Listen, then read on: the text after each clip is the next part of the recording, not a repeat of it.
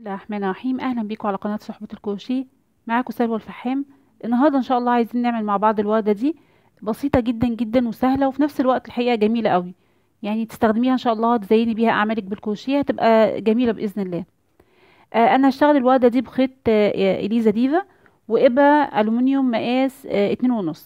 تمام. طيب نبدا كده بسم الله. هنعمل عقده بدايه بسيطه قوي بالشكل ده. وبعدين هنبتدي نشتغل 72 سلسلة زائد واحد. يعني هيبقى الإجمالي بتاعهم 73 سلسلة. أوكي. واحد، اتنين، تلاتة، أربعة، خمسة، ستة. بالشكل ده كده نكملهم 73 سلسلة. تمام كده عملنا 73 سلسلة. السطر الأول هنعمل إيه؟ هنرتفع 2 سلسلة. واحد، اتنين. وبعدين هنشتغل فوق كل سلسلة غرزة نص عمود. بنعملها ازاي غرزة نص عمود؟ بنلف الخيط كده على الإبرة. اوكي. وندخل هنا في السلسله ونسحب الخيط. بقى عندي 3 لفات على الابره. هلف واسحبهم. اسحب الخيط من الثلاث لفات مره واحده. نعملها تاني. هنلف الخيط على الابره ندخل كده في السلسله نسحب الخيط. بقى عندي 3 لفات هلف واطلع من الثلاث لفات مره واحده. يبقى احنا السطر الاول هنشتغل فوق كل سلسله غرزه نص عمود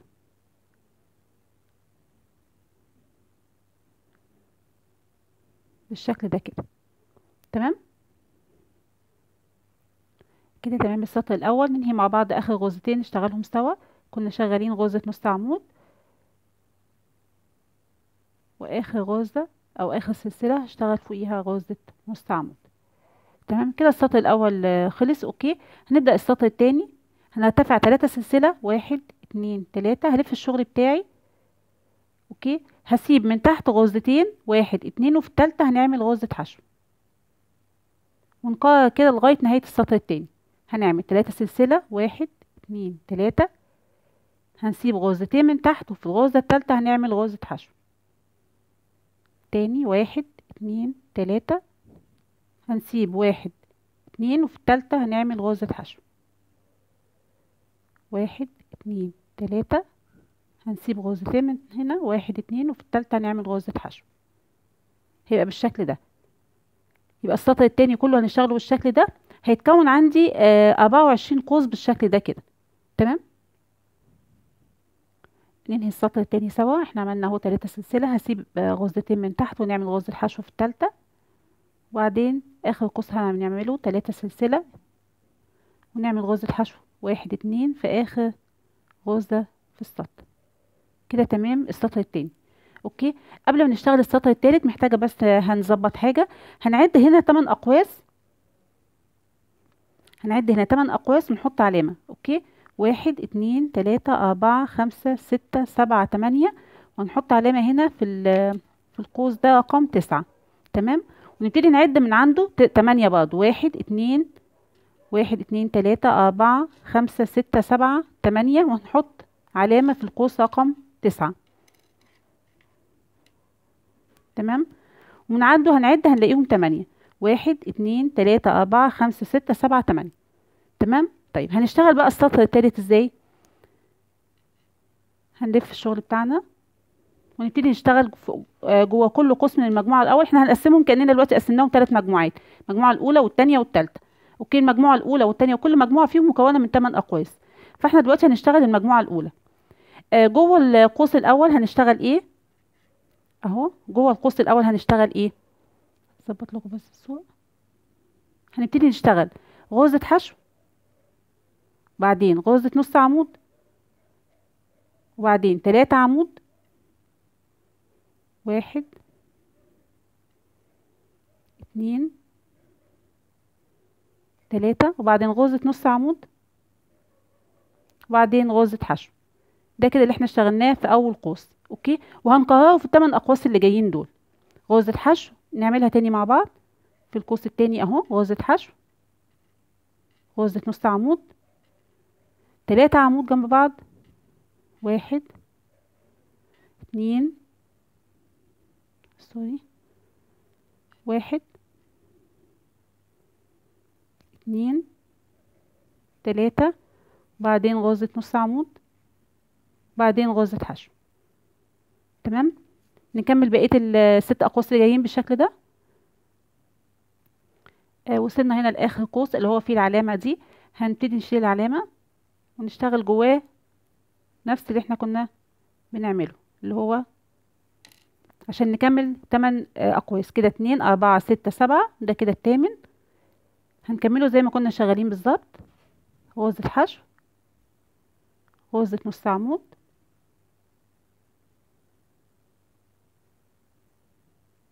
تلاتة عمود، واحد اتنين تلاتة، بعدين غرزة نص عمود، بعدين غرزة حشو. كده خلصنا المجموعة الأولى. أوكي.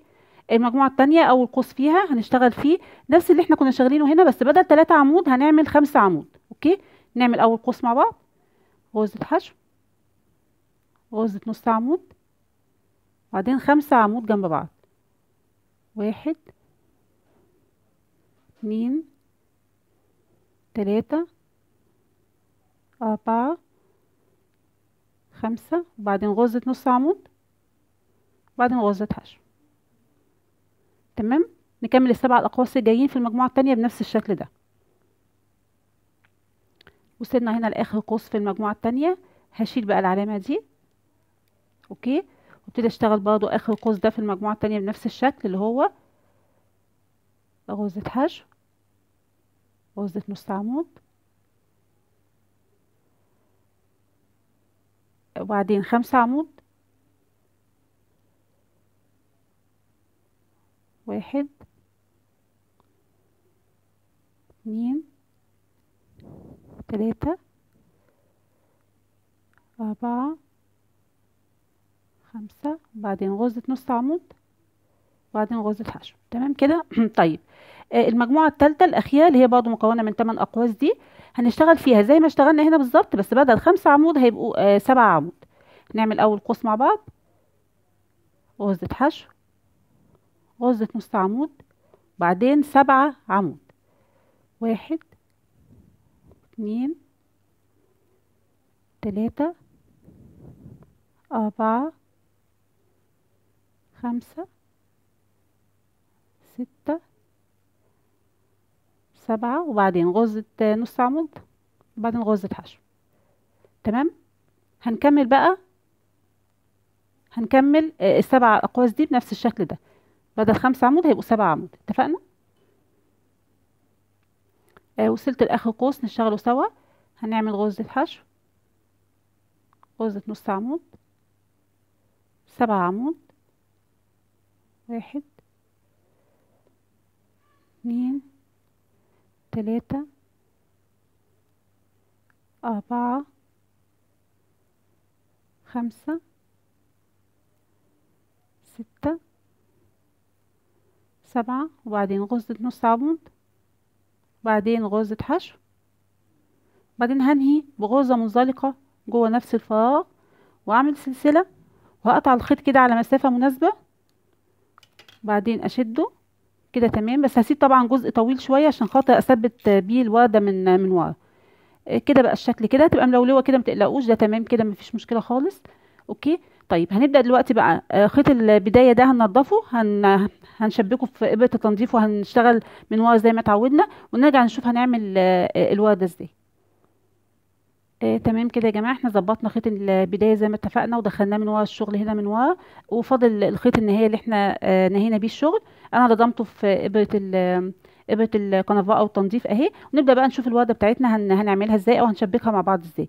هنيجي كده من اول المجموعة الاولى اللي هي كان فيها 3 عواميد، غرزة حشو، نص عمود، 3 عمود، نص عمود حشو. اوكي. وهنبتدي بقى نلفها بالشكل ده كده معايا، بشكل بسيط جدا، بحيث انها تكون جنب بعضها مش فوق بعضها. اوكي. يعني بالشكل ده كده. بسم الله. نم- نلفها جنب بعضها، يعني تبقى كلها من هنا كده مستوية، تبقى من هنا كده مستوية. اوكي. ما نشدهاش واحنا بنلفها، نخليها براحتها كده. تمام. زي ما احنا شايفين.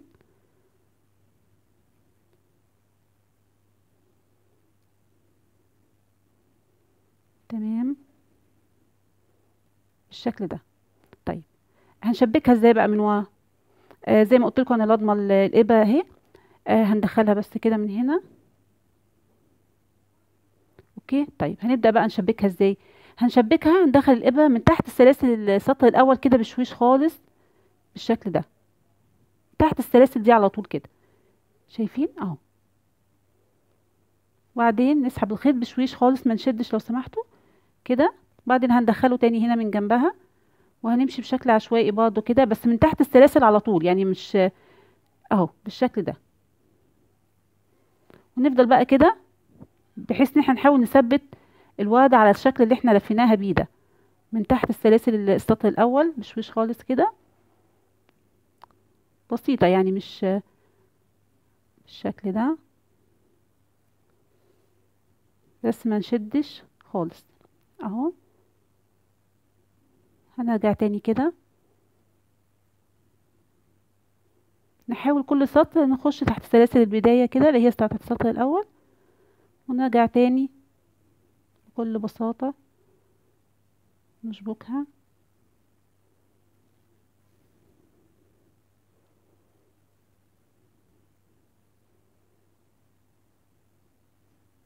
زي ما قلت لكم، بحيث تكون بشكل مستوي من هنا كده. تمام. طيب نشوف بقى شكلها بقى عامل ازاي. شايفين شكلها بقى جميل ازاي؟ نحاول بقى نظبطها كده. شايفين قد ايه شكلها بسيط وجميله؟ اتمنى ان شاء الله تكون عجبتكم. دلوقتي بقى هنسيب بقى طبعا، يعني ممكن تحاولي تثبتيها تاني بشكل اكتر من كده بنفس الطريقه، وهتسيبي خيط البدايه ده او خيط النهايه اسفه، عشان خاطر تثبتي الورده في الشغل اللي انت عايزه تثبتيه عليه. طيب كده فاضل لنا ايه؟ فاضل لنا نعمل ورقه الشجره الجميله دي. هحضر الخيط اللي هعمل بيه ورقه الشجره ونرجع نعملها على طول ان شاء الله. انا هعمل ورقه الشجر باللون الاخضر الفاتح ده. هنعمل ايه في الاول؟ هنعمل عقده بدايه بسيطه كده. تمام. نسحب، وبعدين هنعمل 5 سلسله. بسم الله. 1 2 3 4 5. اوكي. وبعدين هنقفلها منزلقه في اول سلسله احنا اشتغلناها اهي، هنقفل بغرزه منزلقه. طيب تمام كده، اتكونت حلقه صغننه اهي هشتغل جواها. هشتغل ايه؟ الاول هرتفع سلسله، وبعدين هشتغل الاتي. خلي بالكم معايا، والخيط اللي بدايه ده بناخده معانا كده واحنا شغالين زي ما اتفقنا. هنعمل غرزه حشو ادي اول حاجه، وبعدين غرزه نص عمود، وبعدين 3 عمود، 3 عمود بلفه يعني. 1 2 3. وبعدين 3 عمود بلفتين. هلف لفتين على الابره وهدخل جوه الدايره، هسحب الخيط، اقفل اول لفتين، هقفل تاني لفتين، وهقفل اخر لفتين. كده اول عمود بلفتين، وده كده تاني عمود بلفتين، بعدين تالت عمود بلفتين، وبعدين هنعمل عمود بثلاث لفات. هلف 3 لفات على الابره بالشكل ده، هدخل جوه الدايره برضو، هسحب الخيط، هقفل اول لفتين، واقفل تاني لفتين، وتالت لفتين، ورابع لفتين. اوكي. وبعدين هعمل غرزه بيكو، يعني هرتفع 3 سلسله، 1 2 3، وبعدين في اول سلسله هنا هعمل منزلقه. تمام. بعدين اكمل تاني الشغل بتاعي جوه الدايره ومعايا الخيط اهو، عمود بثلاث لفات.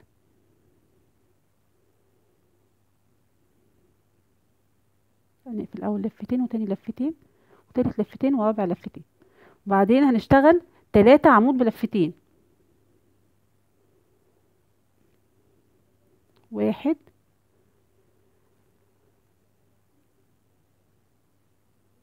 1 2 3. وبعدين هنشتغل 3 عمود بلفه. 1 2 3، وبعدين غرزة نص عمود، وبعدين غرزة حشو، وبعدين هقفل بمنزلقة في أول غرزة حشو أنا عملتها.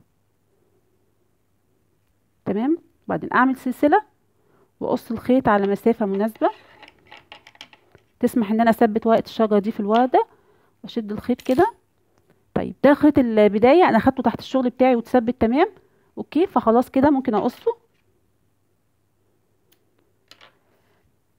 تمام، ادي ورقه الشجر يا جماعه بقى بالشكل ده. شايفين قد ايه جميله، بسيطه وجميله جدا جدا جدا.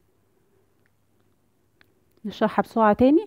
عملنا 5 سلسله، قفلناهم بمنزلقه في اول سلسله، اشتغلنا ارتفعنا السلسله وعملنا غرزه حشو، غرزه نص عمود، 3 عمود، 3 عمود بلفتين، عمود ب3 لفات، غرزه بيكو، وبعدين قررنا تاني عمود ب3 لفات، 3 عمود بلفتين، 3 عمود، نص عمود حشو، وقفلنا بمنزلقه في اول غرزه حشو احنا عملناها.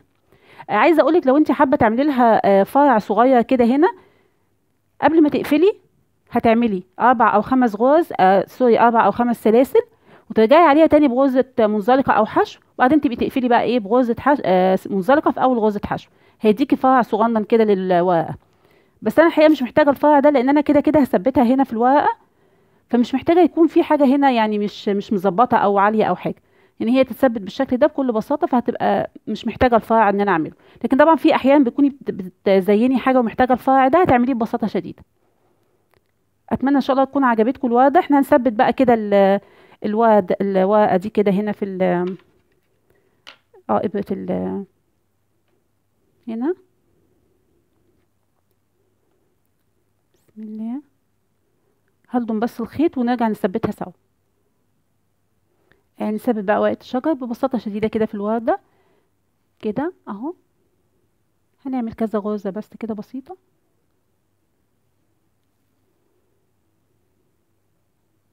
بعدين ندخل كده.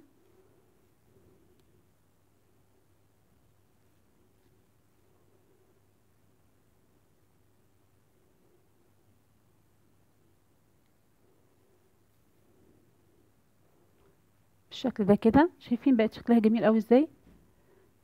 انت بقى هتثبتيها زياده شويه، وبعدين تقصي الخيط، وهتسيبي بقى خيط البدايه النهايه ده بتاع الورده نفسها عشان تثبتيها زي ما اتفقنا. وكده بقت الورده اتكونت معانا وبقت شكلها جميل جدا. اتمنى ان شاء الله انها تكون عجبتكم، واتمنى تكون بسيطه ويكون شرحي ليها مفيد وظريف، وتكون عجبتكم كمان. شكرا، ونتقابل ان شاء الله دايما على خير في فيديوهات جايه كتير. والسلام عليكم ورحمه الله وبركاته.